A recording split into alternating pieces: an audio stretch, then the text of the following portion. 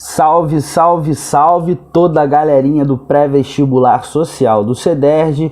Mais uma vez me apresentando, eu sou o professor Pedro Henrique Dias Siqueira, mediador no pré-vestibular social nos polos de Resende e de Nova Iguaçu, e vamos estar aí trabalhando hoje mais um conteúdo do cronograma de Geografia, preparando você aí para o Enem, para o UERJ, para o próprio vestibular do CEDERJ. Show de bola, rapaziada? A temática de hoje é uma temática que já apareceu no canal de Geografia, né? Então é importante frisar isso. Se você voltar lá na semana 11 e na semana 10, foram assuntos bem parecidos, né? No que diz respeito ao que a gente vai trabalhar. Entretanto, como a gente já trabalhou de tudo um pouco, a coordenação decidiu entrar num módulo de aprofundamento. Então, a partir de agora, nós vamos aprofundar conteúdos já vistos, ok? No caso de hoje, vamos fazer um aprofundamento em cima de geografia agrária, aquela geografia, né, que está ligada com os modos de produção do campo brasileiro ou do campo mundial. E não só isso, né? É muito grande o campo da geografia agrária, mas em geral trabalha-se, né, os sistemas agrícolas, os sistemas pecuários, tranquilo? É isso que você vai ver nesses vídeos da semana 10 e da semana 11. Um é um recorte mais em cima da geografia agrária brasileira e um mais em cima da geografia agrária mundial. Ok? Então, se você não viu, volta lá e assiste. Show de bola? No mais, hoje vamos aprofundar algumas questões que aparecem demais nas respectivas provas. Tranquilo? E o primeiro conceito que vamos trabalhar é o conceito de Revolução Verde, meu amigo. Você sabe o que foi a Revolução Verde? Isso cai direto, isso você pode explorar escrevendo a sua redação, uma série de utilidades, né? Mas antes de eu entrar em Revolução Verde, eu preciso que você tenha o material em PDF, ok? Se você não tem o material em PDF de geografia, fala com o tutor ou com o mediador ou mediadora de geografia do seu polo, que ele vai te disponibilizar este material, ok? Para você acompanhar, ter aquela pegada visual, ok? Vamos lá, Revolução Verde. O que nós vamos entender como processo de Revolução Verde, né? Isso é muito importante, gente. Na metade do século XX, então podemos botar 1950, 1960, 1970, os países capitalistas centrais começaram a problematizar a fome nos países capitalistas periféricos. Opa, vamos fazer uma pontuação aí. Você sabe quais são os países capitalistas centrais e quais são os capitalistas periféricos? Isso é muito importante. Os países capitalistas centrais, meu amigo e minha amiga, são aqueles que se industrializaram no século XVIII e no século XIX. Se industrializaram, né, no começo do processo de Revolução Industrial, primeira e segunda revolução. A gente tem alguns países ali da Europa Ocidental, né, os Estados Unidos e o Japão. Então esses são os países capitalistas centrais, ok? Esses países começam a problematizar a fome nos países capitalistas periféricos, ou seja, naqueles países capitalistas subdesenvolvidos ou em desenvolvimento, talvez para usar um termo que você conheça mais. Beleza? Então, eu, país capitalista desenvolvido, começo a apontar para você, país subdesenvolvido, e falar que você tem fome através de conferências mundiais, encontros, né? E problematizar a fome no mundo subdesenvolvido. Então, esse é o slogan da Revolução Verde, né? A preocupação com a fome no mundo subdesenvolvido / em desenvolvimento. Dessa preocupação, e eu vou botar preocupação entre aspas, e você vai entender por que preocupação está entre aspas. Dessa preocupação com a fome, deduziu-se, né, que essa fome acontecia nos países capitalistas dependentes porque os meios de se fazer agricultura e os meios de se fazer pecuária eram meios arcaicos, eram meios obsoletos, então as técnicas estavam atrasadas, ok? Então eu, país capitalista central, aponto para você, falo que você tem fome e identifico que essa fome é porque o seu modo de produção de agricultura e pecuária está obsoleto, está arcaico, está atrasado. Entendeu? Então, esse é o slogan, essa é a dica, né? Tudo entre aspas. Por quê? Porque por detrás dessas dicas e dessa ação filantrópica se esconde um interesse. Qual é o interesse? O interesse de exatamente oferecer essas tecnologias para os países, né? Se você pensar, quais tecnologias eu estou falando? Eu estou falando os tratores de mecanização, os caminhões hipertecnológicos, né? Sementes transgênicas, agrotóxico, né? Produtos químicos para corrigir o solo. Então, por detrás dessa preocupação com a fome, há um interesse de se vender tecnologia. Tecnologia para que tipo de países? E aí, né, os principais países palco, né, da Revolução Verde são países sub / em desenvolvimento com grande dimensão de território. Então o Brasil se enquadra muito nesse perfil. Não só o Brasil, como Brasil, México, Índia, Filipina, né? E assim, né, se manifesta o fenômeno de Revolução Verde, que basicamente é a modernização da agricultura nos países capitalistas subdesenvolvidos. Só que essa tecnologia não é produzida dentro desses países, vem de fora e custa caro, ok? Então você entendeu o slogan filantrópico, né?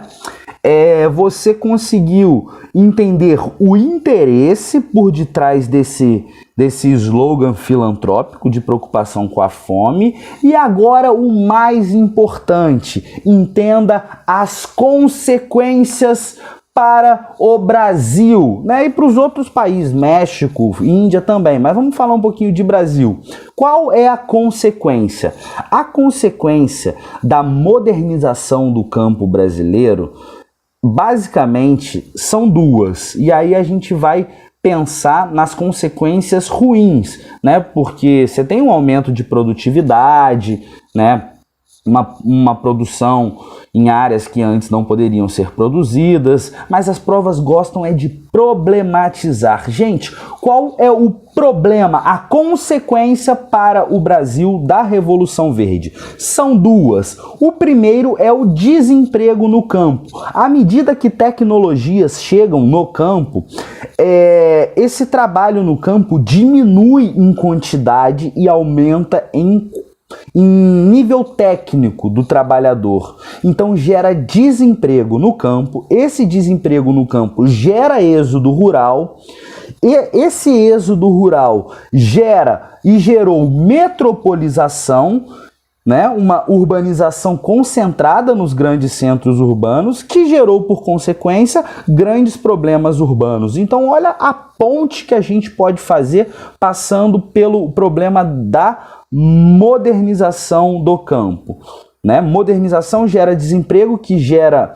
êxodo rural forçado gera uma urbanização problemática, caótica, com vários problemas urbanos, né? Então essa é uma consequência, desemprego no campo. A segunda consequência é o processo de concentração, o aumento da concentração fundiária. O que é concentração fundiária? Anota aí, muita terra na mão de pouca pessoa. Isso não começa na Revolução Verde. Isso está presente por toda a história do Brasil. O Brasil concentra, né, terra na mão de pouca pessoa desde 1500, né, com as Seis Marias, os grandes latifúndios, e no século XIX você teve a Lei de Terras, 1850, né, impedindo que pessoas pobres e ex-escravos tivessem acesso à terra, né? E aí, no século XX, Revolução Verde, você tem a intensificação dessa concentração fundiária. Cada vez tem mais terra na mão de menos pessoas ricas, sobretudo, né? Por quê? Porque o médio e o pequeno proprietário se endividam no meio desse processo e acabam tendo que vender a sua propriedade para o grandão.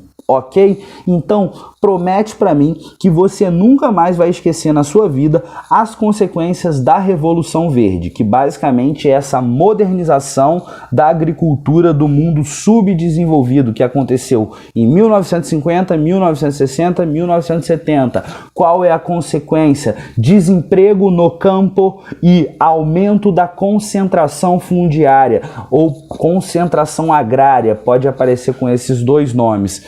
Você entendeu, meu querido? Dito isso, a gente mata, né, esse primeiro conceito que é Revolução Verde, ok? Espero que você tenha entendido. Agora vamos para um segundo conceito muito importante, que é o conceito de CAI. CAI, exatamente, C-A-I, uma abreviação. Basicamente, o que é CAI, né? Indo aí para os últimos slides do material em PDF. Consiga o material em PDF, meu querido. CAI são complexos agroindustriais. Ué, professor, o que é esse palavrão? Esse palavrão significa basicamente uma rede produtiva, ou melhor dizendo, uma cadeia produtiva. Como assim, professor? Pensa, meu querido, o arroz que você comeu hoje no seu almoço, na sua janta, será que ele veio direto do produtor para a sua mão? Veio? Pensa, você acha que sim ou acha que não? Provavelmente você respondeu que não. Por quê? Porque passa por uma série de outros agentes. Então CAI nada mais é do que uma rede produtiva, uma cadeia produtiva que vai contar com diversos agentes. Então a comida, para chegar na sua mesa, não passa só pelo produtor, passa por diversos agentes diferentes. O primeiro é o banco. Sem o banco ninguém produz, né? O banco que empresta o dinheiro para o médio e para o grande produtor. Depois, né, desse empréstimo, o produtor recorre ao laboratório, recorre como a gente pode dizer, aos produtores de insumos. O que são insumos? Agrotóxicos, semente transgênica, química em geral, ok?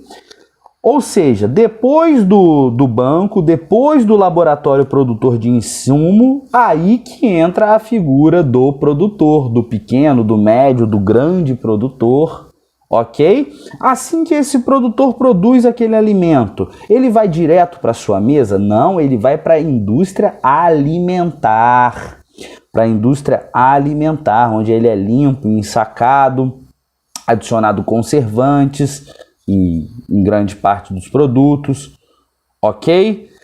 E aí, depois da indústria alimentar, você vai direto na indústria alimentar? Óbvio que não, né? Você vai nas redes de super e hipermercado e ligando cada agente desse, você tem as companhias de transporte, as companhias de logística para transportar e armazenar. Então, gente, sem mais delongas, olha quantos agentes a gente identificou, né, antes que esse alimento chegue à sua mesa, né? Não são poucos. Não são poucos. Então você pode olhar aí no material em PDF que você vai ter agentes antes do produtor e agentes depois. Juntando toda essa galera, você tem os complexos agroindustriais, ok? O Centro-Oeste é uma região onde de grande atuância dos complexos agroindustriais, a região Sul também, né?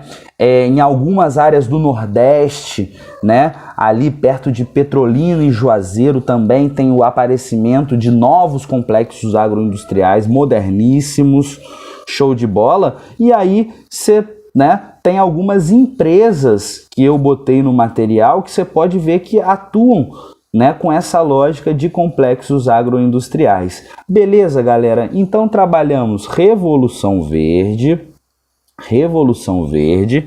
e também trabalhamos o conceito de complexos agroindustriais. No mais, eu deixei 3 exercícios para você exercitar, né, isso que eu trabalhei nesse vídeo e que já havia sido trabalhado dentro desse canal. Tranquilo? Espero que você tenha gostado dessa revisão, desse aprofundamento em geografia agrária e eu me despeço de vocês. Tranquilo, galera?